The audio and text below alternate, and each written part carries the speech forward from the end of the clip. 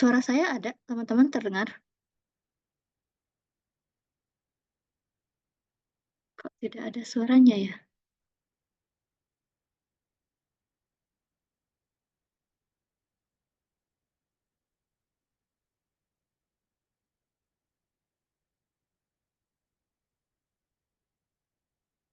Oke. Halo, Assalamualaikum warahmatullahi wabarakatuh.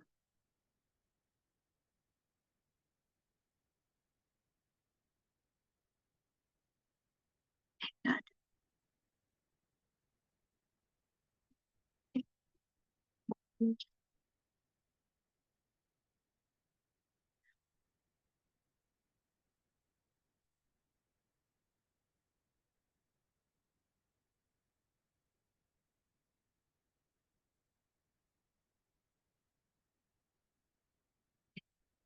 Halo, cek sound. Kang Randi, Kang Dani, Kang Daniel. Hadir, Bu. Oh, kirain nggak ada suaranya tadi. Ya, ada, Bu. Oke, aman ya? Hadir, siap. Kang Randi, sudah standby?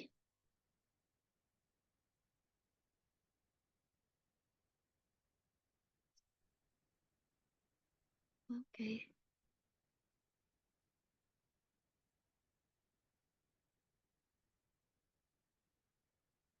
Ya, kita nunggu Kang Randi dulu ya.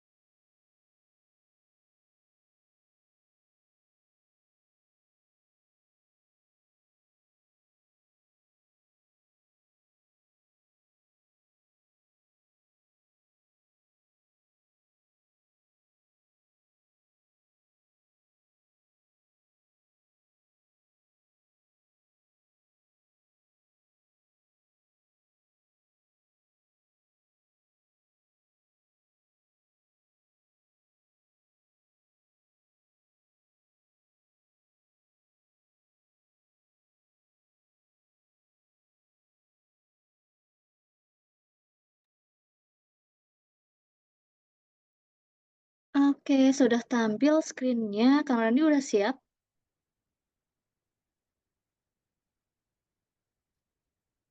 Izin Bu, udah tampil Bu. Udah tampil, udah aman. Kalau udah siap kita mulai ya.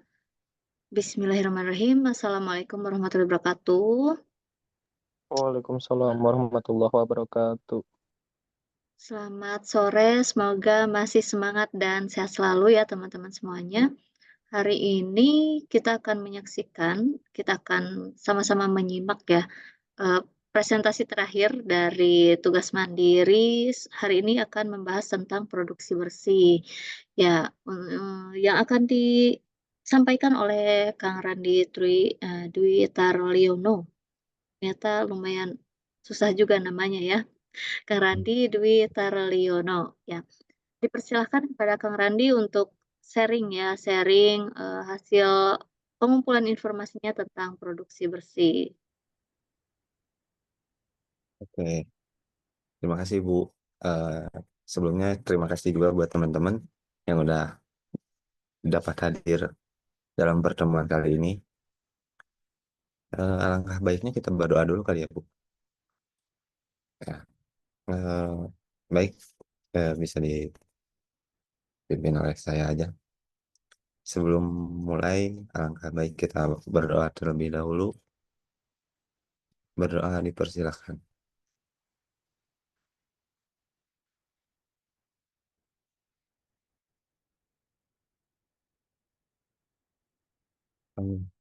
Berdoa diselesaikan. Terima kasih. Jadi tema kali ini adalah sistem lingkungan industri produksi bersih eh, yang telah saya kumpulkan. Nah, awalnya kita bahas dulu konsep dasar dari produksi bersih yang dimana bahasa Inggrisnya itu adalah cleaner production, yaitu adalah strategi ling pengelolaan lingkungan yang bersifat preventif dan terintegrasi, diterapkan secara terus-menerus pada siklus hidup produk dan proses dengan tujuan untuk yang pertama mengurangi resiko terhadap manusia dan lingkungan. Resikonya kayak pencemaran apa namanya limbah kayak gitu. Nah, terus yang kedua ada meningkatkan efisiensi sumber daya. Kayak kalau lingkungannya bersih, dipastikan sumber dayanya juga pasti terjaga.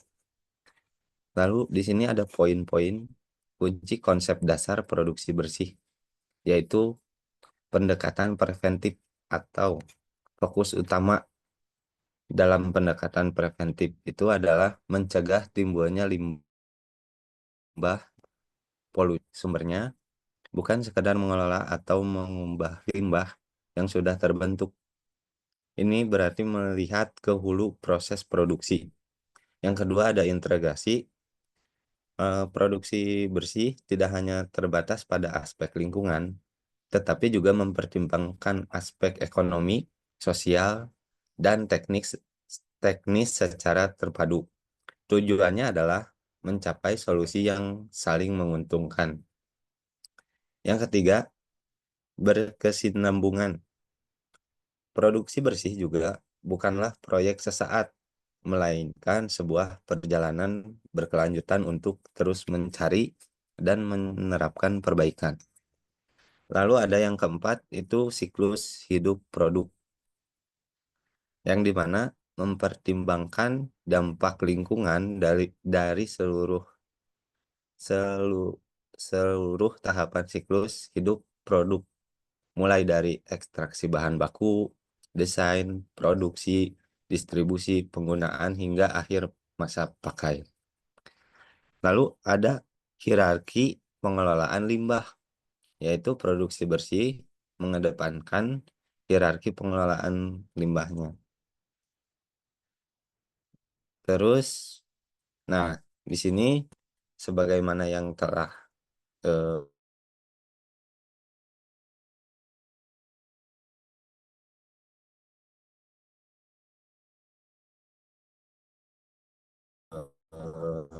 satu lanjutan. Ya, Kang Randi, punten, Ter- bisa di apa? slideshow yang bawah ya. Yang bawah Jadi yang mana? tampilan yang bawahnya di tampilannya di slideshow. Pencet F5 aja. Nah, yang sampingnya tadi. Nih. Bukan, sampingnya yang ini tadi, Ya. samping kanan. Nah, itu. Sip, Nah, lanjut. oke, makasih Bu. Nah, strategi 1E4R untuk industri berkelanjutan di sini dalam era global yang semakin peduli terhadap lingkungan praktek, produksi yang berkelanjutan menjadi semakin penting. Produksi bersih hadir sebagai pendekatan strategis untuk meminimalkan dampak negatif industri terhadap lingkungan sekaligus meningkatkan efisiensi dan daya saing. Salah satu kerangka kerja yang efektif dalam implementasi produksi bersih adalah strategi ini. Nah, aduh, bentar. Yang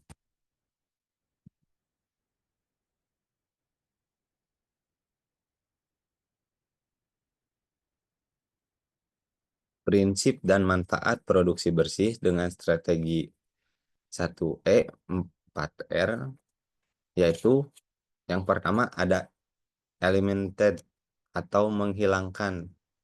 Langkah pertama dan paling ideal adalah menghilangkan sumber limbah dan polusi pada akar permasalahan. Nah, di sini manfaatnya untuk mengurangi secara signifikan atau bahkan menghilangkan biaya pengolahan limbah, resiko lingkungan, dan potensi tanggung jawab hukum. Terus ada 4R, yaitu rating, memikirkan ulang, ada juga reduce, mengurangi, terus ada reuse, menggunakan kembali, ada juga recycle atau mendaur ulang. Ya, R yang pertama itu rating, memikirkan ulang, melakukan inovasi dan modifikasi desain produk dan proses produksi untuk mengurangi penggunaan sumber daya alam, energi, dan menghasilkan lebih sedikit limbah. Manfaatnya tentu meningkatkan efisiensi sumber daya, mengurangi biaya operasional, menciptakan produk yang lebih ramah lingkungan, dan membuka peluang inovasi baru. Lalu R yang kedua ada reduce, yaitu mengurangi jumlah limbah dan emisi yang dihasilkan melalui praktik operasional yang lebih baik. Penggunaan teknologi yang lebih efisien dan pengelolaan yang cermat. Manfaatnya yaitu menurunkan biaya pengolahan limbah, konsumsi energi dan bahan baku, serta mengurangi dampak lingkungan secara keseluruhan. Lalu ada reuse, menggunakan kembali, memanfaatkan kembali limbah atau produk sampling untuk fungsi yang sama melalui proses pengolahan yang signifikan. Manfaatnya tentu eh, mengurangi kebutuhan akan bahan baku baru, lalu mengurangi volume limbah yang dibuang, dan berpotensi menghasilkan pendapatan tambahan. Lalu ada recycle atau mendaur ulang. Tentu mengolah limbah juga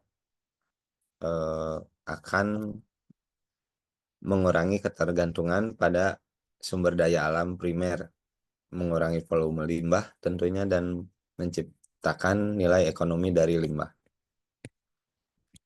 Lalu ada recovery. Bentar.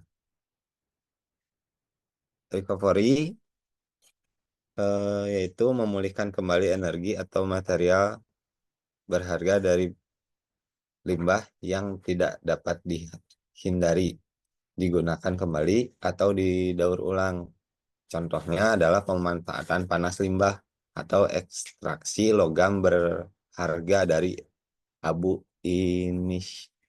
insinerator. Nah, itu manfaatnya adalah minimalkan kehilangan sumber daya, mengurangi dampak lingkungan dari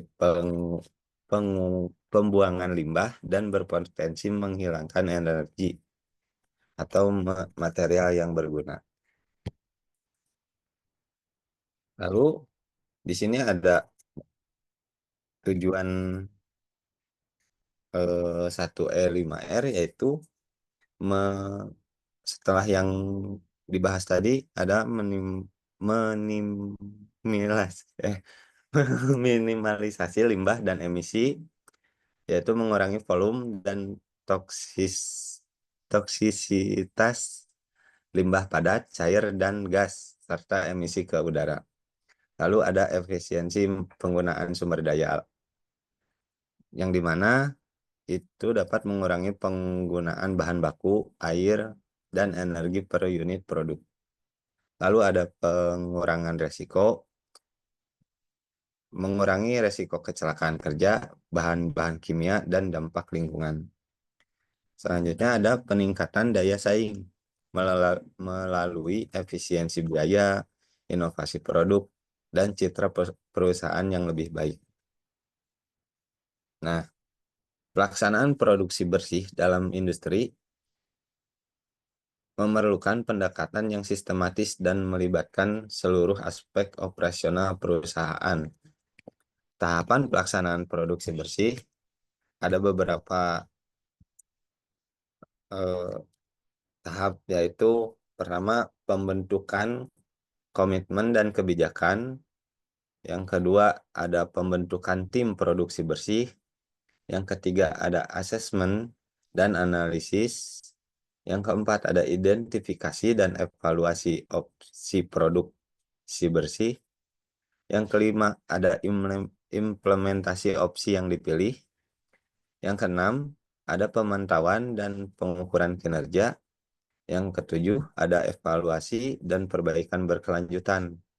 Nah, yang terakhir ada komunikasi dan pelaporan. Tahapan ini yang pertama, yang tadi pembentukan komitmen dan kebijakan harus mendapatkan dukungan penuh dari manajemen puncak, kayak pihak-pihak manajerial. Lalu merumuskan kebijakan produksi bersih yang jelas dan terukur. Setelah itu mengkomunikasikan komitmen dan kebijakan kepada seluruh karyawan dan pemangku kepentingan. Lalu yang kedua tadi ada pembentukan tim produksi bersih. Nah, di sini tim dibentuk dari perwakilan berbagai departemen, yaitu produksi, lingkungan, teknik, keuangan, dan lain-lain. Lalu pembentukan ini juga menetapkan peran dan tanggung jawab anggota tim. Setelah itu, memberikan pelatihan yang memadai tentang konsep dan metodologi produksi bersih. Yang ketiga, ada asesmen dan analisis, yaitu mengumpulkan data terkait input bahan baku, energi, air, produksi bersih, output, produk limbah, emisi, dan biayanya. Setelah itu, lalu analisis alur proses, memetakan seluruh tahapan proses produksi untuk mengidentifikasi sumber limbah, inefisiensi, dan potensi perbaikan. Lalu ada juga analisis material flow, melacak aliran material masuk dan keluar dari sistem produksi untuk mengidentifikasi kehilangan dan peluang penggunaan kembali atau daur ulang. Selanjutnya, energi audit, menganalisis penggunaan energi untuk mengidentifikasi area pemborosan dan potensi penghematan. Nah, setelah itu ada waste stream analysis, yang dimana menganalisis jenis, jumlah, dan karakteristik limbah yang dihasilkan. Selanjutnya, ada identifikasi dan evaluasi opsi produksi bersih, yaitu mengembangkan berbagai opsi produksi bersih berdasarkan prinsip 1E5R tadi, lalu mengevaluasi setiap opsi berdasarkan kriteria kelayakan teknis, ekonomi, lingkungan, dan sosial. Selanjutnya, melakukan analisis biaya manfaat untuk membandingkan opsi yang berbeda. Setelah identifikasi dan evaluasi, ada implementasi opsi yang dipilih, yang dimana pertama kita menyusun rencana implementasi yang detail, termasuk anggaran, jadwal, dan tanggung jawab. Dilanjutkan melakukan perubahan pada proses produksi, teknologi, dan praktek operasional. Lalu dilanjutkan lagi untuk uji coba dan validasi untuk memastikan efektivitas solusi.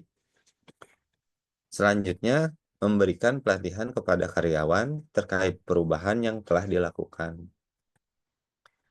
Lalu ada yang keenam adalah pemantauan dan pengukuran kinerja. Yang pertama, menetapkan indikator kerja yang relevan, misalnya pengurangan limbah per unit produk, penurunan konsumsi energi, penghematan biaya, dan lain-lain. Lalu setelah itu mengumpulkan data secara teratur untuk memantau kinerja. Setelah itu menganalisis data dan membandingkan dengan target yang ditetapkan. Setelah pemantauan dan pengukuran kinerja, dilanjutkan dengan evaluasi dan perbaikan berkelanjutan, yang dimana pertama kita lakukan evaluasi terhadap hasil implementasi produksi bersih, lalu mengidentifikasi keberhasilan dan tantangannya. Yang ketiga, mencari peluang perbaikan lebih lanjut dan mengulang siklus implementasi. Yang terakhir, menetapkan sistem manajemen lingkungan, misalnya ISO 14001 untuk mendukung berkelanjutan upaya produksi bersih. Setelah evaluasi dan lain-lain, kita harus ada bikin laporan, yaitu di mana mengkomunikasikan kemajuan dan keberhasilan inisiatif produksi bersih kepada seluruh karyawan, manajemen, dan pemangku kepentingan lainnya. Lalu menyusun laporan kinerja produksi bersih secara berkala. Nah, di sini kita lanjut ke faktor-faktor pendukung keberhasilan implementasi produksi bersih. Yang pertama ada kepemimpinan yang kuat, dukungan dan keterlibatan aktif dari manajemen puncak, yaitu para petinggi perusahaan tersebut. Yang kedua, ada keterlibatan karyawan, mulai dari kesadaran, partisipasi, dan ide-ide dari seluruh karyawan juga menjadi faktor-faktor pendukung. Selanjutnya ada kerja, yaitu kolaborasi yang efektif. Lalu informasi dan data pengumpulan dan terus ada insentif dan penghargaan, yaitu memberikan motivasi dan pengakuan atas kontribusi dalam produksi bersih. Yang terakhir ada dukungan eksternal seperti bantuan teknis, pendanaan, dan regulasi yang mendukung dari pemerintah dan lembaga yang terkait.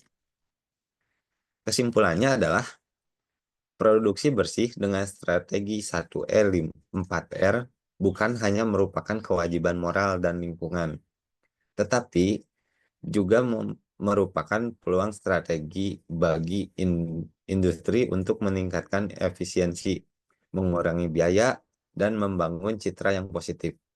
Dengan implementasi yang mandiri, bertanggung jawab, sistematis, dan terukur, industri dapat berkontribusi pada pembangunan berkelanjutan dan mencapai keunggulan kompetitif di pasar global. Mungkin hanya sedikit seperti itu yang dapat saya sampaikan. Bila ada pertanyaan, mangga saya kembalikan lagi ke Ibu Rafika mungkin. Ya, Terima baik, kasih. terima kasih ya Kang Randi, pemaparannya sudah cukup lengkap kok tentang produksi bersih. Nanti di sini saya akan tambahkan beberapa contoh implementasinya aja ya. Bisa di stop share atau saya bisa share ya? Bisa double kah? Oh, bisa double. Sudah tampil? Belum, Bu? Oh, belum. Sudah, Atau Bu. di Kang udah. Udah atau belum? Kalau di Giri sudah, Bu. Oh, di kiri udah. Di yang lain?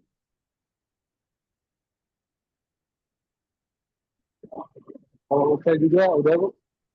Oke, aman ya. Kita lanjut aja. Ini ada beberapa contoh implementasi produksi bersih untuk di bidang ilmu teknik industri, di teknik lingkungan juga bisa diangkat studi kasusnya, atau di program studi teknologi industri pertanian, ya sudah banyak yang mengusung tentang tema produksi bersih. Nah, di sini ada beberapa yang saya contohkan, saya lampirkan ya di materi. Nanti teman-teman kalau dicari di Google Scholar akan lebih banyak lagi ya tentang produksi bersih. Nanti di sini ya beberapa contohnya itu hasil penelitian saya juga tentang bagaimana penerapan produksi bersih pada industri minuman Nata de Coco. Nah, nanti kita bisa mengukur dan bisa memberi masukan apa saja yang perlu dilakukan perusahaan itu atau UMKM itu ya untuk menuju ke produksi bersih. Contohnya yang ini adalah sebentar. Ini nanti linknya saya lampirkan juga sih di materi. Ya, sangat kompleks memang tadi kalau yang industri bersih, produksi bersih itu bukan hanya dari prosesnya tapi manajemennya juga bisa dianalisis ya. Nah, di sini ada perancangan dan pengorganisasian juga termasuk ke upaya untuk menganalisis produksi bersih. Ada identifikasi prosesnya ya. Jadi kalau misalkan ingin analisis produksi bersih di perusahaan Nata de Coco misal, berarti kita harus tahu juga bagaimana proses produksi di sana ya, proses produksinya. Jadi dari proses produksi sebelumnya kan ada persiapan bahan baku. Apakah bahan bakunya dari persiapan bahan baku sudah ada proses yang bisa dioptimalkan. Nah, termasuk ke layout pabrik kita harus sampai tahu layoutnya ya. Nah, di sini apakah tata letaknya juga sudah ergonomis atau nyaman untuk tiap prosesnya, sudah saling terintegrasi. Nah, untuk analisis prosesnya kita sampai menganalisis apa saja input, proses, dan juga outputnya. Kalau inputnya ada berapa nih, di prosesnya seperti apa, nanti yang keluar apa, contohnya yang ini. Untuk pemasakan nata de coco perlu air ya, perlu air. Terus ada proses selanjutnya penyaringan. Nah, di penyaringan ada input lagi tidak? Inputnya kan dari pemasakan nata de coco ya. Terus outputnya ada lagi nggak? Outputnya air rebusan misal. Sampai ke analisis ini. Nanti teman-teman pelajari sampai ke kesetimbangan masanya juga dihitung pada tiap proses produksi tadi. Ya, nanti nextnya akan ada yang ingin kita peroleh adalah dari permasalahan ini. Ya, permasalahan dan juga analisis peluang opsi produksi bersihnya. Di sini dari tiap masalah kita buatkan rekapannya ya, permasalahannya apa saja, terus identifikasi kira-kira disebabkan oleh apa ya. Bisa terjadi permasalahan ini disebabkannya oleh apa? Apakah faktor bahan baku, faktor alat atau mesin, atau metodenya yang tidak tahu ya, SDM-nya kurang paham, atau juga skill nih, skill SDM juga bisa masuk ke penyebab ya. Nah, terus kita harus ada rekomendasinya, rekomendasi dari permasalahan itu. Kalau misalkan masalahnya SDM ya tinggal ada pelatihan misalnya, pelatihan metode penyimpanan dan juga tumpukan, atau pelatihan standar mutu, cukup sampai ke ini ya, untuk analisis produksi bersih. Tuh, banyak contohnya. Silahkan nanti teman-teman pelajari, bisa juga untuk jadi topik tugas akhir teman-teman nih, yang udah bekerja kan enak ya, tinggal analisis aja, bisa juga jadi masukan untuk perusahaannya. Ada yang ingin ditanyakan? Semua industri bisa dianalisis produksi bersihnya.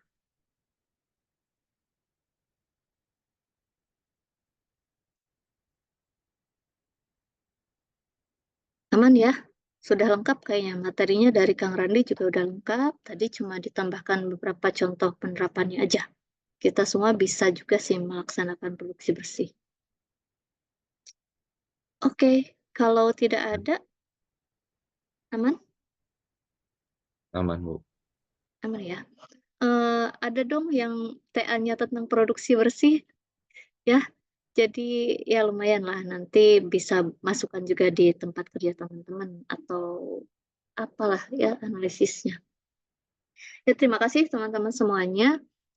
Kita akhiri ya perkuliahan hari ini. Insya Allah kita dapat banyak manfaat dari kuliah hari ini, banyak dapat informasi juga, dan semakin kita mencari tahu tentang sesuatu ya, semakin kita merasa tidak tahu. Gitu. Jadi kita udah tahu nih produksi bersih, oh ternyata kompleks banget ya produksi bersih. Banyak sekali ilmu yang belum kita tahu tentang produksi bersih. Kalau sebelumnya belum tahu produksi bersih itu apa, tapi kalau sekarang udah tahu produksi bersih sedikit, ternyata masih banyak juga yang belum kita tahu. Tuh, jadi jangan berhenti belajar, pasti akan terus belajar ya. Dan jangan cepat puas dengan informasi yang kita peroleh. Terima kasih teman-teman. Semangat dan sehat selalu. Assalamualaikum warahmatullahi wabarakatuh. Waalaikumsalam. Waalaikumsalam warahmatullahi wabarakatuh. Terima kasih, Bu. Terima kasih, Bu. Sami-sami.